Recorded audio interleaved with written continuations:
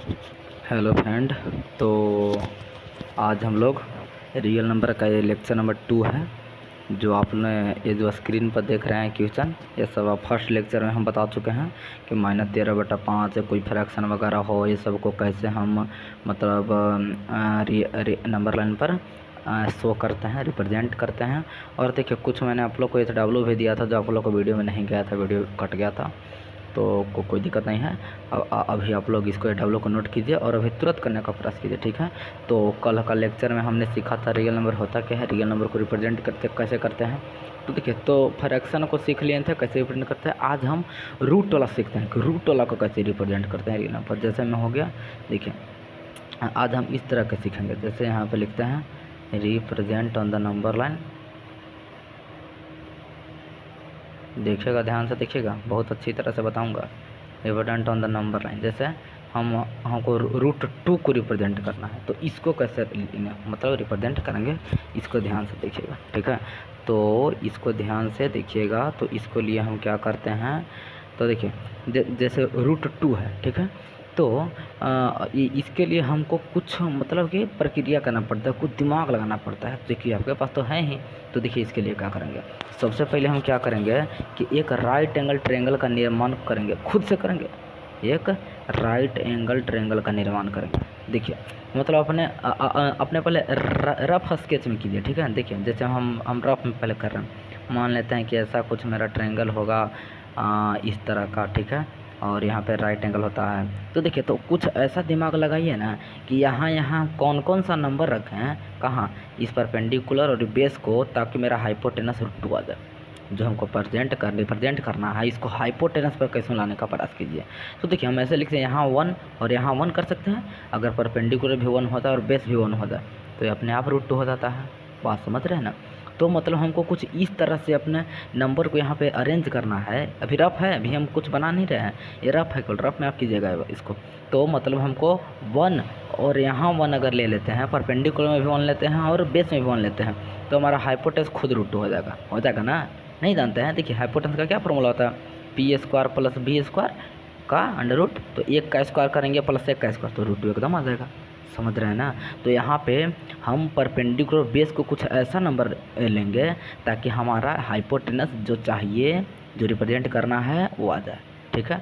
तो देखिए क्या करते हैं, तो हम मान लेते हैं कि 1 और 1 ले लिए, तो इसको अब कैसे रिप्रेजेंट करते हैं। अब देखिए ध्यान से, इसको आप समझ लिए कि 1 और 1 लेते हैं ताकि आ जाएगा। तो अब देखिए कैसे करते हैं। पहले एक नंबर लेने से पार लीजिए।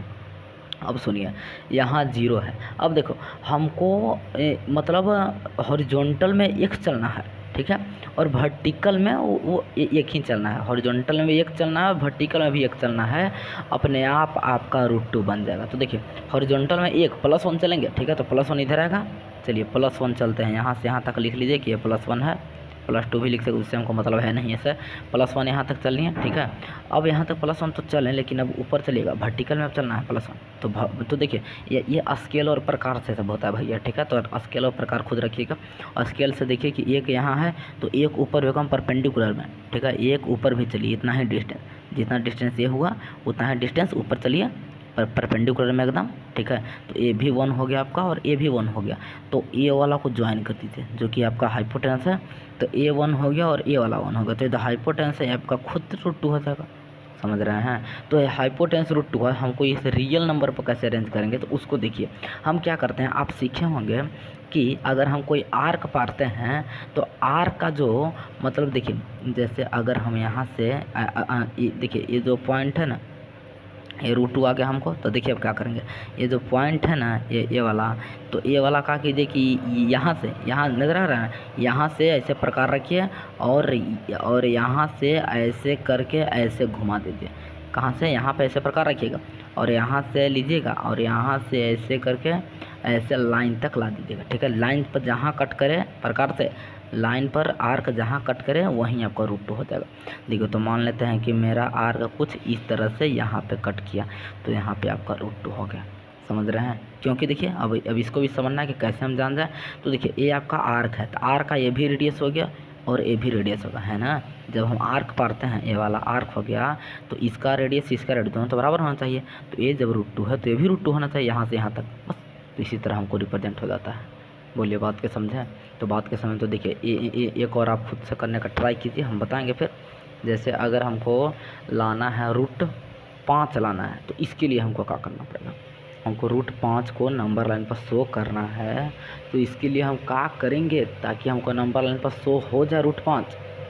तो देखिए इसके लिए क्या करेंगे, सबसे पहले वही तकनीक अपनाएंगे, रफ स्केच वाला। सबसे पहले का राइट एंगल ट्रायंगल का निर्माण करेंगे, और इसमें हम ऐसा कुछ नंबर ढूंढेंगे परपेंडिकुलर बेस में, ताकि हाइपोटेन्स हमारा खुद पर खुद √5 हो जाए। तो देखिए अगर हम परपेंडिकुलर को 2 ले लेते हैं और बेस को 1 ले लेते हैं, तो खुद ही √5 हो जाएगा। हो जाए कि नहीं हो जाएगा, आप खुद समझिए। 2 का स्क्वायर प्लस 1 का स्क्वायर का रूट में 5 एकदम आ जाएगा। अच्छा आप सोचेंगे कि तो इसको 1 और इसको ही 2 ले लें, क्या दिक्कत है? फिर तो √5 आएगा, एकदम आ सकता है। आप ये भी तो सोच सकते हैं कि इसको ही 1 ले लेते हैं और हॉरिजॉन्टल वाला को 2 ले लेते हैं, फिर भी √5 आ जाएगा।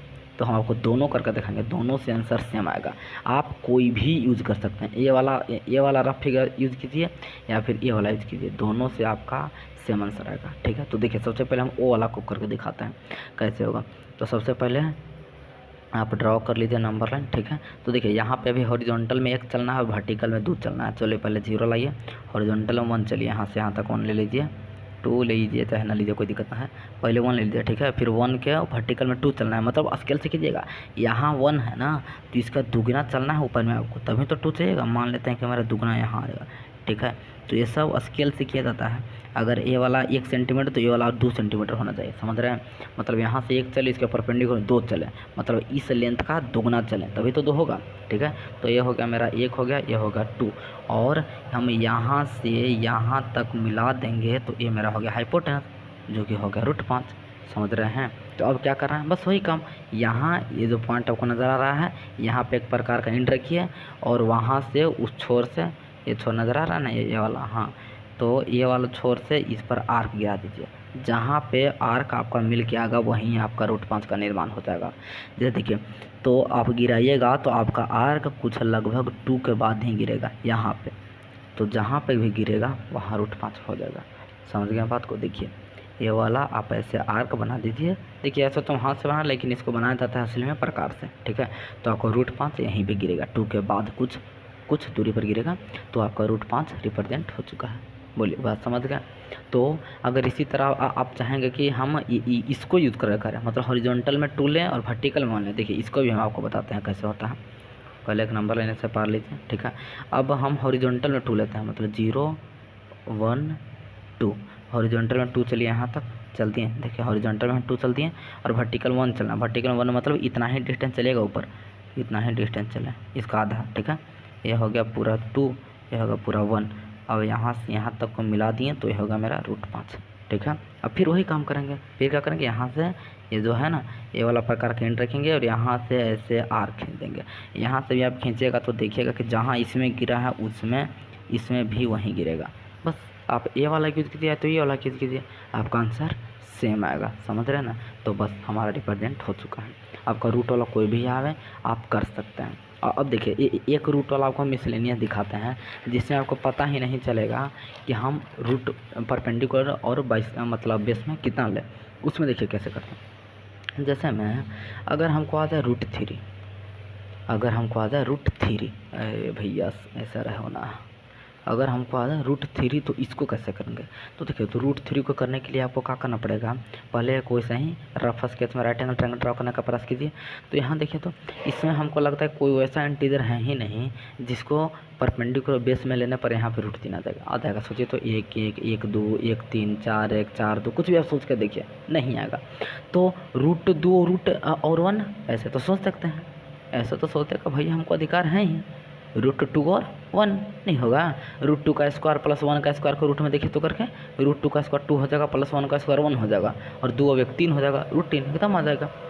समझ रहे हैं ना? तो जब भी रूट वाला आवे ना, तो इसको अच्छा मतलब कि हमको ताकि बनाने में डिफ़िकल्ट ना हो, इससे रूट वाला को हमेशा हॉरिजॉन्टल में ही लीजिएगा। ठीक है, और 1 को यहाँ लीजिए ताकि आपको बनाने में डिफ़िकल्ट ना हो, ईजी लगे। अब देखिए क्या करेंगे, अब √2 पहले दर्शाना है। अब इसमें आपको 2 बार अप्रोच लगाना पड़ेगा, पहले √2 लाना पड़ेगा, उसके बाद √3 आएगा।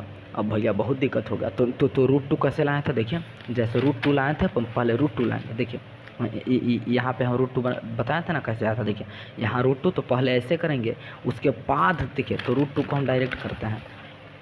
रूट 2 को लाने के लिए हम 1 और 1 का इस्तेमाल किए थे, ठीक है। 0 यहाँ पे 1 चले थे और ऊपर भी 1 चले। क्या अभी रूट 2 ला रहे हैं, अभी रूट 3 नहीं आ रहा है, अभी रूट 2, क्योंकि रूट 2 लाएंगे तभी तो रूट 3 आएगा। तो पहले रूट 2 यहाँ ला देते हैं, यहाँ गया ना रूट 2। अब क्या करते हैं कि इसको हॉरिजॉन्टल मानते हैं, ठीक है, और इसका परपेंडिकुलर में 1 लाना है। तो इसको हॉरिजॉन्टल मानेंगे तो इसको परपेंडिकुलर कुछ इस तरह से आएगा। देखिए हमको हॉरिजॉन्टल में रूट 2 और परपेंडिकुलर में 1 चलना है, तो हॉरिजॉन्टल में रूट 2 चल दिए और परपेंडिकुलर में 1 चल देंगे। अब यहाँ से यहाँ मिलाएंगे ना, ये होगा हमको रूट 3। समझ रहे हैं बात को। तो अब क्या करेंगे कि ये वाला यहाँ से प्रकार लेंगे और यहाँ से लेंगे और यहाँ से आर्क मिला देंगे, जहाँ मिलेगा वही मेरा आंसर हो जाएगा। तो आप देखेंगे कि आपको कुछ 2 के नज़दीक में पीछे मिलता है यहाँ रूट 3, ठीक है। बस आपको शो हो गया, समझ गए बात को। तो इस तरह से रूट वाला कोई भी हम दर्शा सकते हैं। चलिए थैंक यू सो मच। अब इसके बाद आपको मिलेंगे हम अगली सेशन में, और उसमें हम इसके आगे जानेंगे कि रियल नंबर को और मतलब क्या क्या रेशनल नंबर, इरेशनल नंबर सब पढ़ेंगे, ठीक है। Thank you so much. तो बने रहिए हमारे वीडियो के साथ। चलिए धन्यवाद।